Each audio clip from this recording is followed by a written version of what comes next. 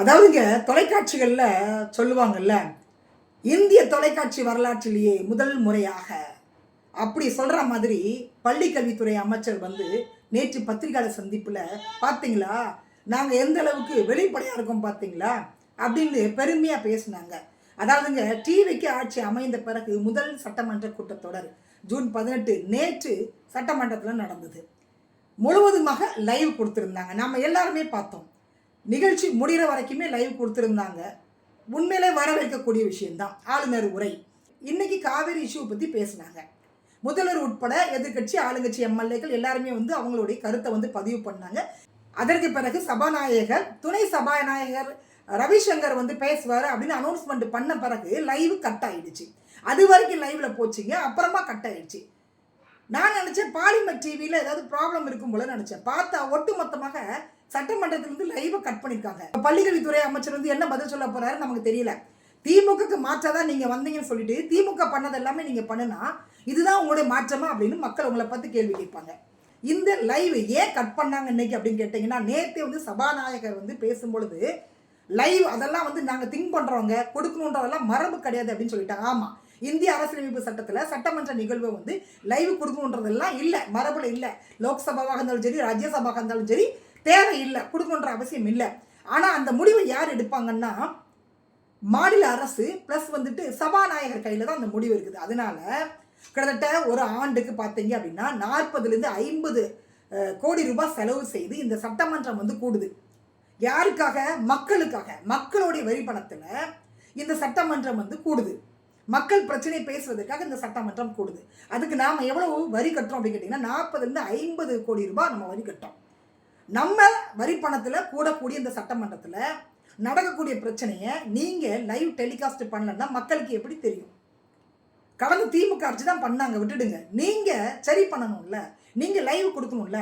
முதல் சட்டமன்ற கூட்டத்தொடரில் லைவை கட் பண்ணிட்டா உங்கள் ஆட்சியும் வந்து அப்போ டிஎம்கே ஆட்சி மாதிரி இருக்குமா? 5 வருடங்களும் நீங்கள் வந்து லைவ் கொடுக்க மாட்டீங்களா? என்ன காரணம் அப்படின்னு கேட்டீங்கன்னா, நேற்று சபாநாயகர் பேசும்போதே தெளிவாக சொல்லிட்டாப்ல, லைவ் கொடுக்கணுன்ற அவசியம் இல்லை, தேசிய கீதத்தை நாங்கள் எப்படி வேணாலும் பாடுவோம், இதெல்லாம் ஒன்றும் மரபு கிடையாதுங்க அப்படின்னு சொல்லிட்டாங்க. ஏன்னா சபாநாயகரை பொறுத்த வரைக்கும் அவர் வந்து புரட்சி தலைவர் காலத்திலேருந்து இருக்கக்கூடிய ஒரு மிக பெரிய அரசியல்வாதி, அனுபவசாலி. அவருக்கு நல்லா தெரிஞ்சிருக்குங்க டிவிக்கு கட்சி இருக்கக்கூடிய யாருக்கும் அரசியல் அறிவு இல்லைன்னு நல்லா தெரிஞ்சிருக்குது.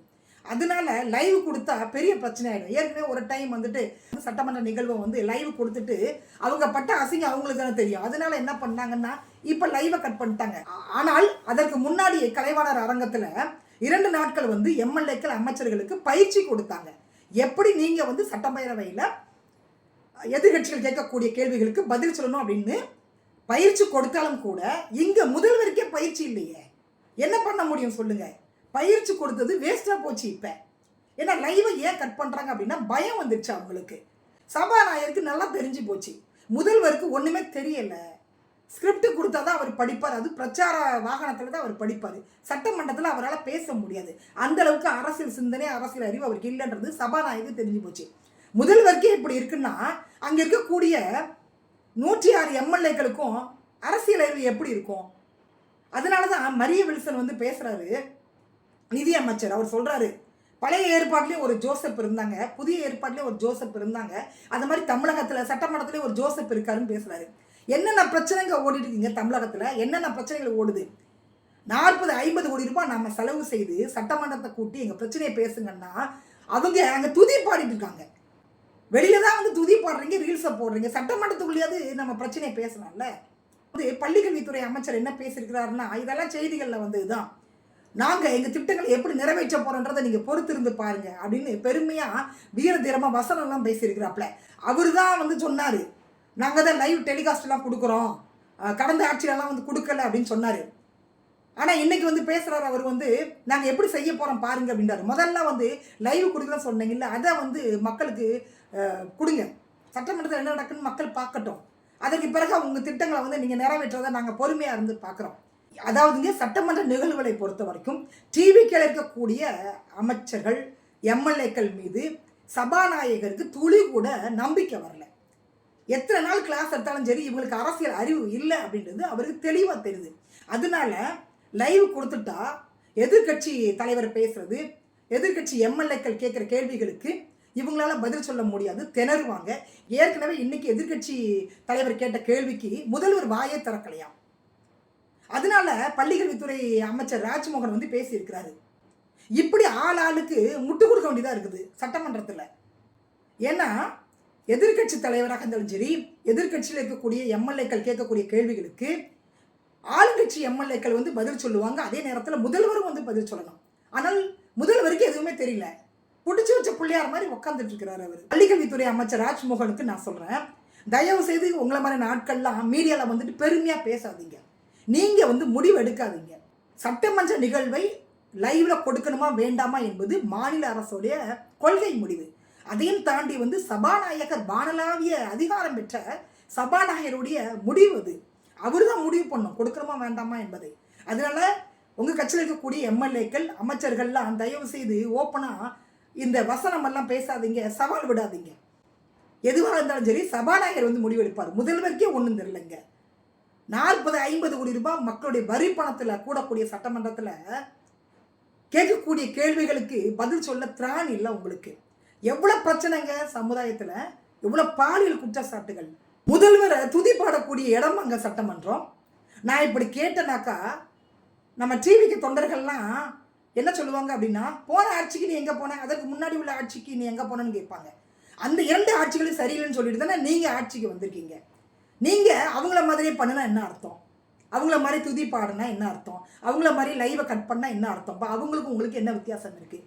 தமிழக வெற்றி கழகம் என்பது தனி மெஜாரிட்டியுடன் ஆட்சி அமைக்கலை. அதனால இங்கே இருக்கக்கூடிய வேட்பாளர்கள்லாம் டிஎம்கே ஏடிஎம்கே இருக்கக்கூடிய வேட்பாளர்கள், அவங்க தான் எம்எல்ஏ ஆயிருக்காங்க. அதனால உங்களுக்கு எந்த ஒரு மாற்றமும் இல்லை. இந்த 1.5 மாத காலத்தில் நீங்கள் பொறுப்பேற்ற பிறகு எவ்வளோ பாலியல் சம்பவங்கள் நடந்திருக்கு, எத்தனை கொலைகள் நடந்திருக்கு, எவ்வளோ கஞ்சா வழக்குகள் இருக்குது, அது குறித்து வந்து சட்டமன்றத்தில் பேசுங்க. நீங்கள் கொடுத்த தேர்தல் வாக்குறுதிகள் என்னாச்சு அது குறித்து நீங்கள் பேசுங்க. அதெல்லாம் பேசாமல் பழைய ஏற்பாடு புதிய ஏற்பாடு அப்படின்னு மரிய வில்சன் வந்துட்டு நிதி அமைச்சரில் அவர் நிதி அமைச்சர் புகழ்ந்து பேசிட்டு இருக்கிறாரு. நீங்கள் புகழ் பாடதான் நாங்கள் 40-50 கோடி ரூபாய் வருஷத்துக்கு கொடுக்கணுமா? அதாவதுங்க சட்டமன்ற நிகழ்வுக்காக 40 முதல் 50 கோடி ரூபாய் மக்களுடைய வரிப்பணம் வந்து செலவாகுது.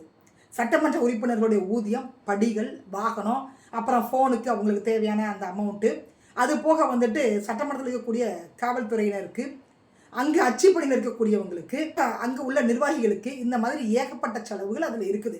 அதெல்லாம் நம்முடைய வரிப்பணம். ஒரு வருடத்திற்கு 40 முதல் 50 கோடி ரூபாய் அப்படின்னா 5 வருடங்களுக்கு நீங்கள் திங்க் பண்ணி பாருங்க. எதுக்கு எடுத்தாலும் டிஎம்கே ஆட்சி இல்லைங்க. இப்போ நீங்கள் தான் ஆளுங்கட்சி. டிஎம்கேக்கு மாற்றாக தான் நீங்கள் வந்திருக்கீங்க. திருப்பி அதே பேசிட்டு இருக்காங்க. டிஎம்கே ஆட்சியில் என்ன நடந்தது தெரியுமா? காவேரி குறித்து தீர்மானம் நிறைவேற்றிய பிறகு அதை முதல்வர் வாசிக்கும் பொழுது ஆளுங்கட்சியில் உழைக்கக்கூடிய எம்எல்ஏக்கள் வரவேற்பாங்க, டேபிளை தட்டுவாங்க. ஆனால் இன்னைக்கு எல்லாம் அமைதியாக உட்காந்துருக்கிறாங்க. சபாநாயகர் சொல்லிக் கொடுக்குறாரு, டேபிளை தட்டுங்க அப்படின்னு தட்டி காமிக்கிறாரு. சபாநாயகர் என்பவர் யாரு? ஆளுங்கட்சி எம்எல்ஏக்கள் டேபிளை தட்டணும் அப்படின்னு சொல்லிக் கொடுக்குறது தான் சபாநாயகர் வேலையா? அதுதான் சபாநாயகராக உட்கார வச்சுக்க நடுவில். அவர் வந்து ஒரு நீதிபதிக்கு இணையானவர். அவர் போய் டேபிளை தட்டுங்கன்னு சொல்லி கொடுத்துட்டு இருக்கிறாரு. இந்த லட்சணத்தில் தான் இந்த ஆட்சி நடந்துட்டு இருக்குது. அதனால தான் சபாநாயகர் முடிவெடுத்துட்டாரு, ஆட்சி முடிகிற வரைக்கும் லைவே கொடுக்க தேவையில்லை, லைவ் கொடுத்து இவங்க மானத்தை வாங்கிடுவாங்க அப்படின்னு அவருக்கு நல்லா தெரிஞ்சு போச்சு. டிவிக்கு கட்சியில் கூடிய எம்எல்ஏக்கள் மோஸ்ட்லி பார்த்தீங்கன்னா பிளாக்ல டிக்கெட் விற்றவங்க, பேனர் வச்சவங்க, கட் அவுட் வச்சவங்க, கட் அவுட்டுக்கு பாலாபிஷேகம் பண்ணவங்க, விஜய்க்காகவே தங்களுடைய வாழ்க்கையை அர்ப்பணித்தவங்க தான் அந்த சட்டமன்றத்தில் இருக்கிறவங்க. அவங்களுக்கு அரசியல் குறித்து என்ன அறிவு இருக்கும் அது வந்து சபாநாயகருக்கு தெரியுது. அதனால தான் லைவ் வேணாங்க அப்படின்னு லைவை கட் பண்ணிட்டாரு. நீங்கள் அந்தளவுக்கு வெளிப்படையான ஒரு ஆட்சியை கொடுக்குறதா இருந்தால் ஏன் வந்து லைவை கட் பண்ணீங்க?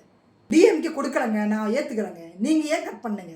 அதாவது சட்டமன்றத்தில் ஆளுங்கட்சிக்கு எதுவுமே தெரியலைங்க, பதில் கூட சொல்ல தெரியல அப்படின்னு மக்களுக்கு தெரிஞ்சிட போகுது அப்படின்னு தான் லைவை கட் பண்ணிட்டாங்க. நீங்கள் லைவை கட் பண்ணாலும் கட் பண்ணாட்டாலும் மக்களுக்கு தெளிவாக தெரியும், உங்களுடைய அரசியல் அறிவு என்னன்றது தெளிவாக தெரியும்.